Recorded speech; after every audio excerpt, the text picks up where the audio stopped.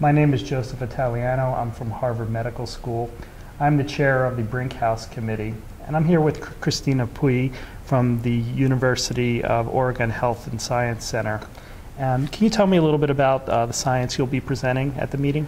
So now I'm interested in studying hemophilia C, which is a deficiency on factor 11. And it's an interesting bleeding disease because there's no correlation between the bleeding tendency of the patients and the factor 11 levels of the patients that have, or the activity of the factor 11. So right now, what that means is a patient which has a deficiency on factor 11 and it's not going to bleed, it's going to receive a factor 11 replacement that can cause then a thrombotic event. Mm-hmm. So it's really important to understand how factor 11 is regulated in order to see which patient is going to bleed and which patient is not, in order to treat these patients properly. How did you first get interested in this subject? I started my PhD studying the protein C system and endothelium. But while I was studying that, also I found really interesting the contact pathway. For me, it's fascinating that right now nobody knows exactly how the contact pathway is regulated. Mm-hmm. And how it's possible that factor 12 seems not to involve in hemostasis, mm-hmm. because factor 12 deficient patients are normal, they don't have any bleeding issues. But seems that factor 11 and factor 12 are playing a role in thrombosis.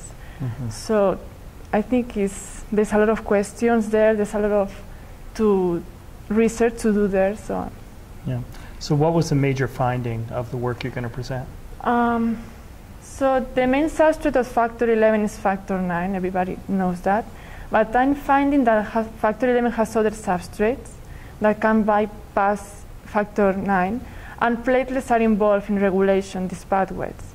So maybe, I think, because most of the tests for the diagnosis of these patients, they are using just plasma with no platelets and activating the contact pathway.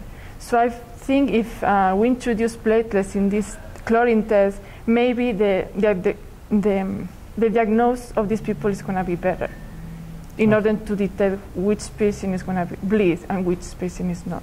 Yeah. So what do you see as the long-term clinical significance of this? How is this new biology going to be translated into medicine?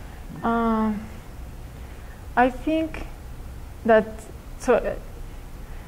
to know that the coagulation is complicated, that there is other factor 11 can play other roles different from factor 9, and maybe if we study deeply there's different mutations that these patients can have to find like differences between why this patient is bleeding. Maybe it's because the activation of factor 9 is affected, but maybe the activation of other substrates are not. So maybe this patient is not bleeding because of that. Very nice. Thank you for sharing this new biology with us. Thank you.